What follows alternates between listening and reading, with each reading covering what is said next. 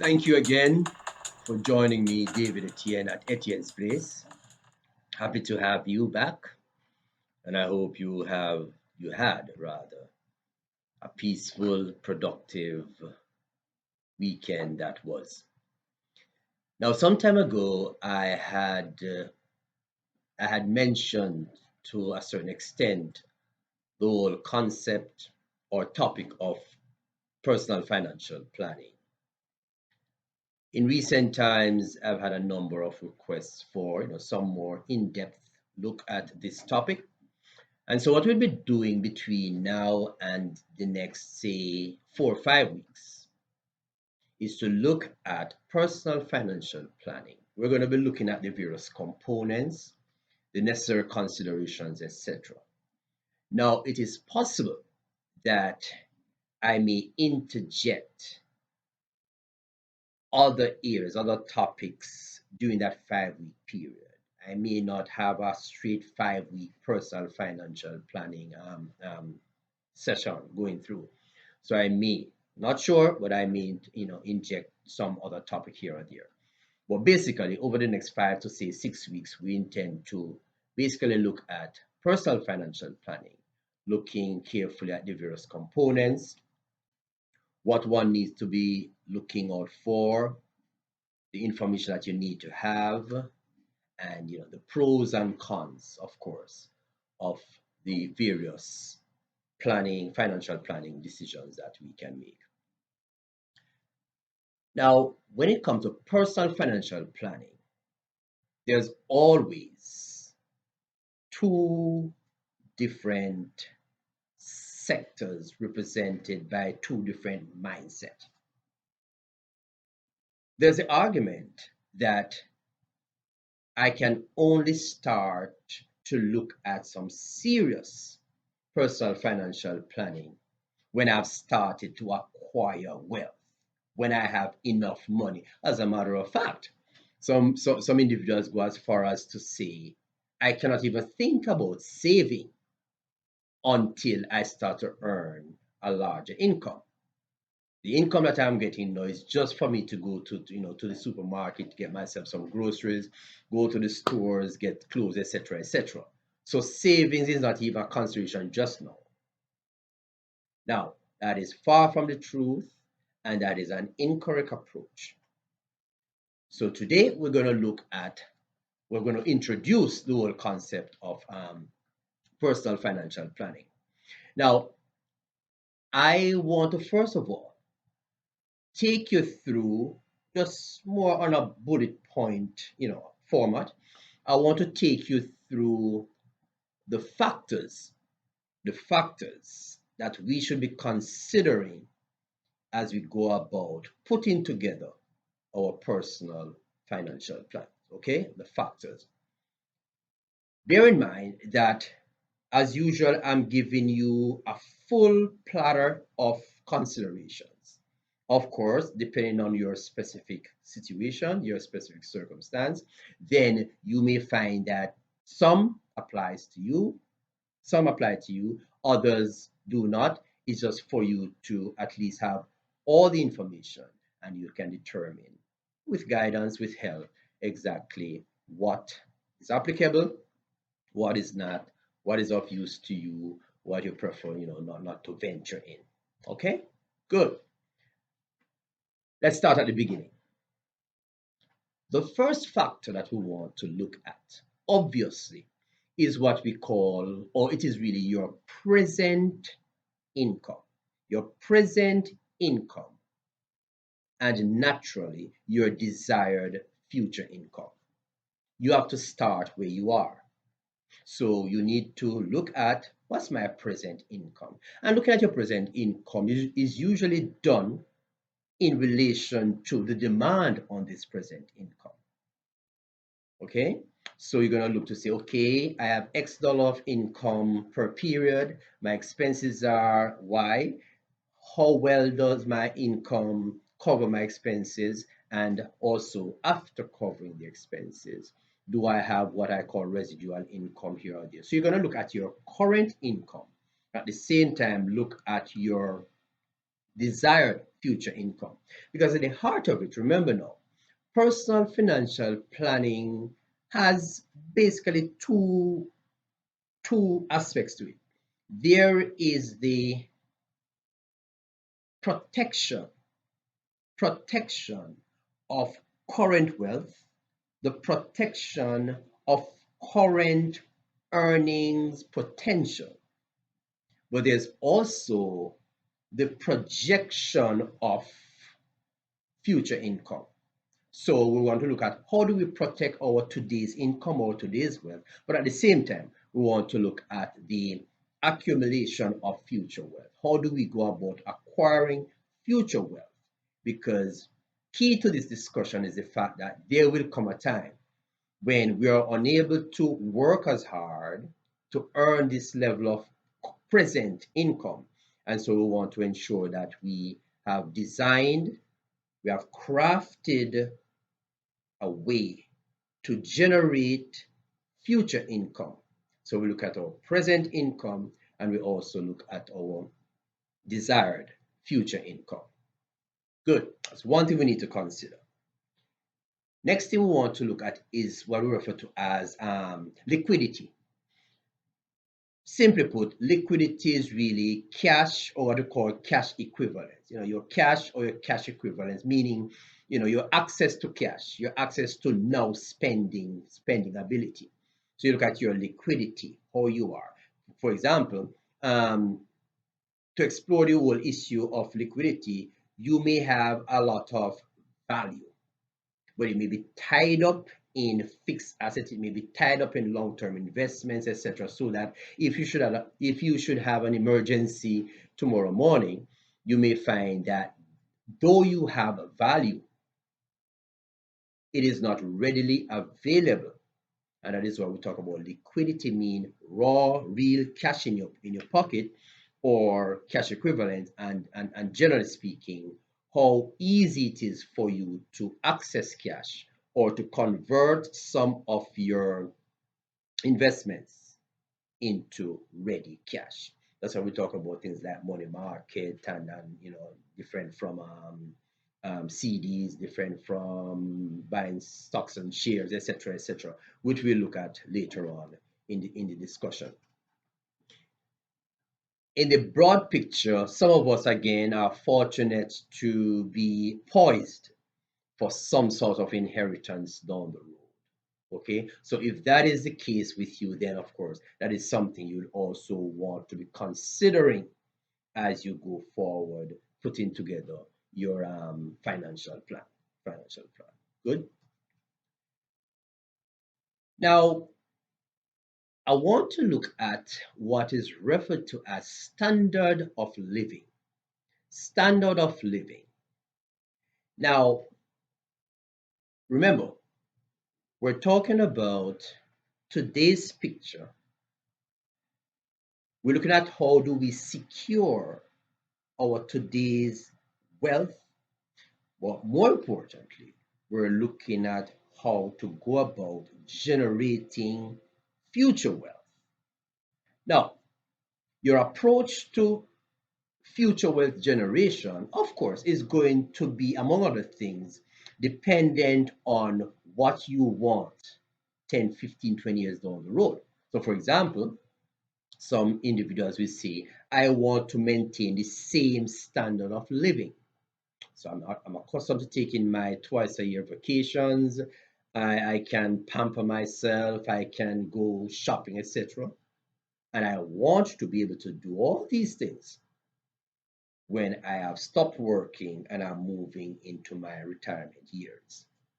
Other individuals may say, okay, I am prepared to scale down my standard of living, still living comfortable, but of course, instead of 2 vacations per year, I'll take one. And I'll not shop so lavishly and spend on things that are not critical, not necessary.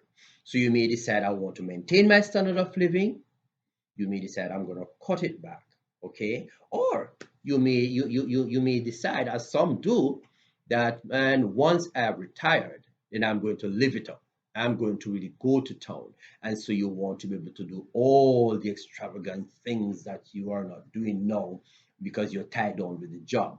But once you retire, you want to be traveling the world, etc. So all these things will, as it were, go into you crafting a financial plan as you look at what your desired future income ought to be. And that desired future income, as indicated, will be significantly impacted by the standard of living that you want to maintain or to aspire to once you have reached retirement. So that's your standard of living. So remember now, we're looking at the factors. We're not getting into any detailed discussion on any of the factors just now. These are the things that are worth considering to the extent that they apply to you when putting together your financial plan. We then move to what is referred to as net worth. Net worth, very simple concept. The idea is that there are things that you own that has value, you own them. There are things that are owed to you, so they belong to you. You may not have them in your possession just now, but you own them. I mean, they're owed to you. So your total box, so to speak, of value is all the things, the values that you own, and the values that, although you may not have them now, right, you're entitled to them. You have ownership of them. They are owed to you. That makes up your total asset. On the other side, there are debts. You may owe Mr. IRS, you may owe some car loan, etc., credit card bill, etc. So you have what we refer to as the liabilities. It's a comparison between your total assets and your total liabilities that will determine what we refer to as your net worth. And we're hoping that once that set off is done, then the total assets come out at a greater value than the total liability, and therefore your net worth will be positive. Net worth will be positive. Now, a very interesting feature. Let's say let's look at this for a while. Let us say that your total asset is $1 million. Your total liabilities amount to $800,000. So right away, you have a positive net worth of $200,000. Let's flip the page. There is a millionaire, possibly a billionaire. He calls himself a billionaire, and his total asset is in the region of $50-80 million. Let's say he's a millionaire. $50-80 million, $100 million, $200 million. Let's use a $200 million figure. So that's his asset, $200 million. But when you total his liabilities, all the loans, the debts here, the debts there, the mortgage there, etc., then you find that his total debt, okay, as I said, we're working, let us say we work with 200 million as his total asset. Let us see that his total liabilities amount to $210 million. Then he has a negative net worth because his total liabilities exceed his total assets. So here's the interesting thing. Compare yourself and this person. You are in a better financial position than this person. You have a total asset of $100,000, total liabilities $20,000, okay, or $80,000. So you have a net worth of 20. Assets 100,000, liability 80,000. You have a positive net worth of 20,000. This guy has mega bucks dealing with. But if his total asset is $200 million and his total liability happens to be $210 million, then he has a negative net worth. You, with your comparative trump change, is in a better position than he is. You have a positive net worth, he has a negative net worth. Now, that should trigger maybe something that comes from a person who make a lot of claims, but then we hear about this and that, but then we're not up to this point able to look to see what kind of debt this person has to determine, in order to determine whether or not this claim of being a person of great net worth is really true. But so much for that just now. Key to our planning, to our financial planning consideration would definitely be your age and your health. Age and health. Obviously, the younger you are, theoretically, the more time you have to plan, the more time you have to put things in place. And being younger, you're also in a better position to take risks. So you may invest in risky assets, which has the potential of great returns, which carries also the potential of great losses. But should you invest and you suffer a loss because you're young, then you have time to recover. On the other hand, for older persons in your 50s, 60s, then you need to be more cautious. So a young person can take risk. An older person will be more what we refer to as being risk averse. You're being more careful because if you should lose your 3, 10, 15 million dollars accumulated up to this point and you're 65, then it's going to be quite daunting. Not impossible, but it's going to be quite a challenge for you to, because by then you'd have been coming to the end of your working life, you know. So you're approaching retirement. So it will be very daunting and as I said, not impossible, but quite a steep hill to really recover. So older persons will be more cautious, risk averse. That is age. Secondly, health. Now, health, that's respect of no persons. You may be in your 30s, early 40s, but then you never can tell. Health wise, you may be very poor.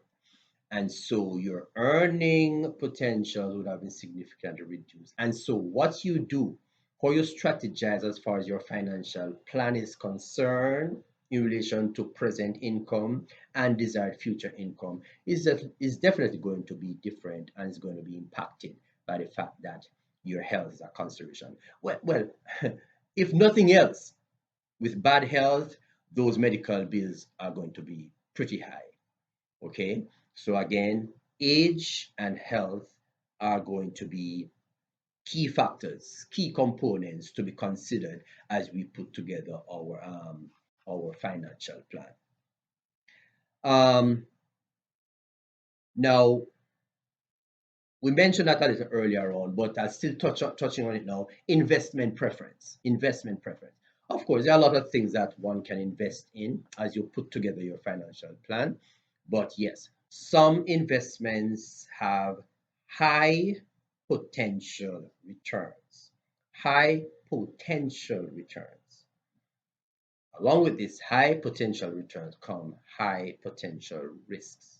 And so individuals who are, risk takers will go there because if they get it right, they could make a fortune. If you get it wrong, you could lose everything you own. Okay? So your investment preference again will be determined by again your age and your health condition naturally. Okay? So you want to be a little more cautious. As a matter of fact, what you'll notice is that when you have what is referred to as a portfolio, investment portfolio. So let us say that your funds are invested in a lot of different securities, different companies, whether it be fixed income security, where the risk is very low, but of course the return is also very low, or your funds are invested in high risk, high return funds and securities. What you will find, especially for managed fund, meaning that you have an individual or a company who is managing your investment portfolio, you will find that as you grow older, such fund manager will start to transition your investments out of high return, high risk securities into lower risk securities. Yes, lower returns, but naturally, because the understanding of the rationale is that as you grow older, you want to be a little more cautious, more careful with how your funds are allocated, because no one wants to run the risk at age 55, 60, 65 to hear that all is gone. Okay, so your investment preference is definitely going to be a factor to consider as you put together your financial plan. Um, let's go to stability of employment. Stability of employment.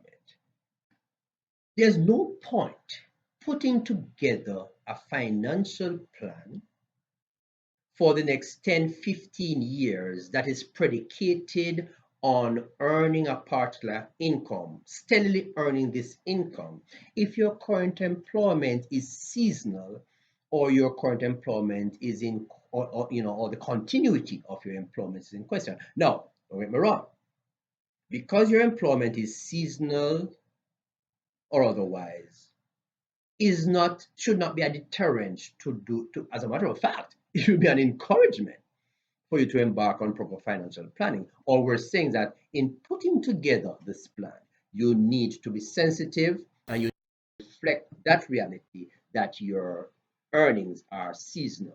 If you are a farmer, then there are certain times when you make, good money. Other times you're basically tilling soil, planting seeds, and so it is more money out than money in. But there's always a plan, or as a matter of fact, there are several plans that your financial planner, your advisor can structure, can configure for you to be in keeping with what your financial reality is. Okay, so that is there we have. So talk about stability of employment. You don't want to embark on a plan, on a grandiose plan where it is dependent on steady income, and then there's significant fluctuation in income because of seasonality, etc., etc. So one needs to be realistic, one needs to be practical. Earlier on, I spoke about the two components of financial planning, which is protecting the here and now, my assets, my earnings, etc. What I have here and now, I need to protect it. And in addition to that, I need to develop a plan to generate future income, to accumulate future wealth as my retirement objectives dictate. So we come now to the aspect of insurance. A lot of persons shy away from it. Boy, I'm just paying all this money into this pool and I'm never benefiting, I've never had a claim, etc. There may be some truth to that, but that's what insurance is about. Okay, it's a pool that we all throw our thing into with the understanding that when any of us have a need, we can dip into this pool. You may never need to dip into it, but then it is there. It is there. So insurance has to be a major component of your financial plan. Proper insurance coverage has to be. This next consideration, very, very important. Family composition. Family composition. Naturally, if you're a single person, no child, no wife, etc., for now, then your now financial plan will be structured with that in mind.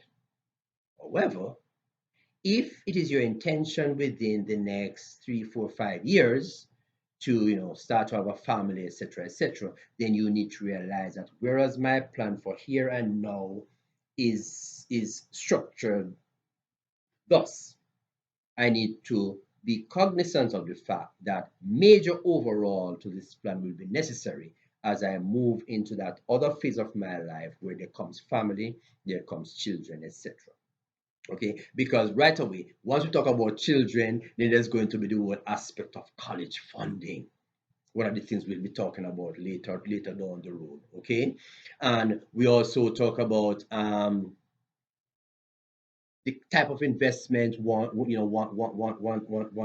gets into, because naturally, without family, then you have better position to take risks. But if you have family, wife, children, etc., then you ought to be a little more careful, because people are depending, on the wisdom of your choices and your actions. Um, and this family composition even goes down to the point where a couple, yes, children have grown up, children have gone to college, children have now gone on their own and they are self-sufficient, but then this couple approaches retirement years. And so as you approach the retirement year, you find that most retired couple are really on a fixed income. Fixed income, and this fixed income usually made up by some social security payout, retirement money payout, and maybe something here or there. But basically, it's a fixed income, and once you have fixed income, then you do not want to assume any undue risk. Okay, so your family composition will definitely be something that you need to factor into your financial planning. Now, there is what we call retirement planning. Retirement planning. Sad to say, a lot of us have a very happy go lucky posture. The years are good, health is good, life is wonderful, and we're earning and we're enjoying and we're living it up. And it is only when we approach the final 5, 3 years at time that we start to consider to think of retirement planning. Now, this is extremely foolish, extremely foolish to take that approach. Okay, so retirement planning ought to be a significant component of the overall financial plan. Yes, you're working hard and you're planning to establish your dynasty. But then remember, there comes a time when the sun has set, things get very quiet, and you want to, as it were, have a very peaceful, self sufficient life as you move into your retirement years. So, retirement planning, very, very, very, very important. The last thing I'll mention that one would wish to factor into your financial planning is what is referred to as estate planning. I smile because estate planning naturally is essentially looking at how to structure your estate, all your assets, all your investments, etc. that you have, so that when you reach to that point where you should pass on, you die, you transition, you fade off into the sun, whatever you want to call it, then your estate, total assets, your property, etc., your estate that you have left, you now would have gone, but others are left behind. Maybe a spouse, maybe children, whatever the case is. This portfolio, these assets, okay, will now be moving on to owners, to new ownership. So your estate planning has to do with you putting in place the necessary structure, putting in place the necessary provision, so that when you are no longer around, that your estate, your property, your assets that you have worked so hard to accumulate, that you have so diligently protected and preserved, will then not be squandered or be misused in one way or the next. So estate planning is very important. One argument is that, and this is an argument that some parents would put forward. While I'm alive, I am interested in enabling my children, my spouse, etc., to be independent, to be wealth generators in their own right. I am not interested in accumulating wealth so that they can benefit from it, when I'm no longer here. So some families will just create what we call a family dynasty, and that will move from generation to generation. So you talk about old money, old money. Great great grandfather started this thing and they accumulate wealth, they pass it down, and that's what happened. Others take a different approach to say, okay, I'm going to do all that I can. I'm going to give you a good college education. I'm going to help you to buy your first home. I'm going to help you with investment because I want to enable you to be in your own right, financially successful. I'm going to help you to put together your retirement plan, etc., etc. But do not depend on me to accumulate so that I can pass on to you. Even if that is your approach, the fact still remains that you would have accumulated, you would have had wealth on your passing, and so proper estate planning is necessary, is critical in all this. Okay, cool.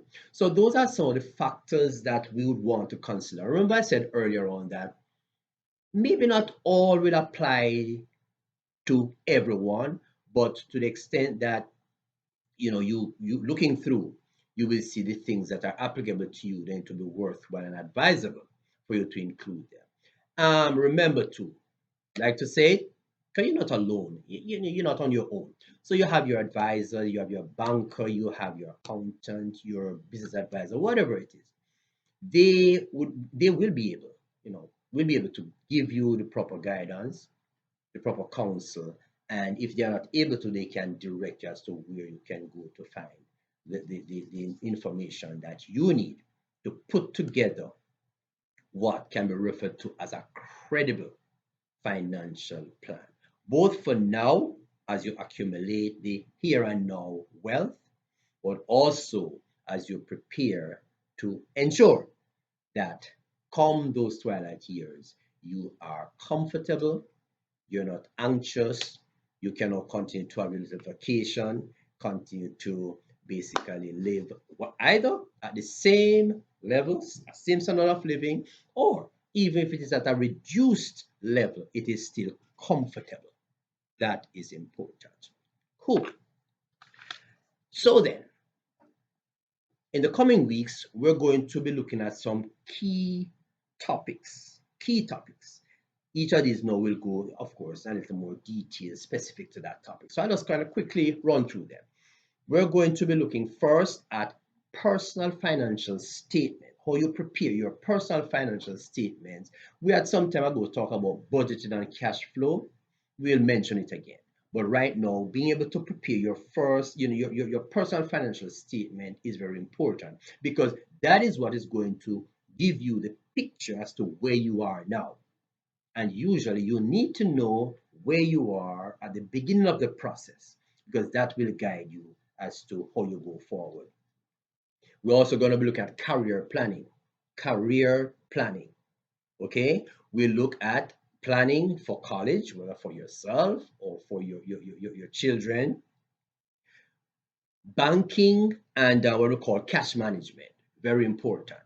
Banking, cash management. Critical piece, we're going to be looking at managing debt. Managing debt. Now, if you can have zero debt, hippie puri. But debt in its own right is not really something that, oh my God, no, nothing to be scared about. Okay?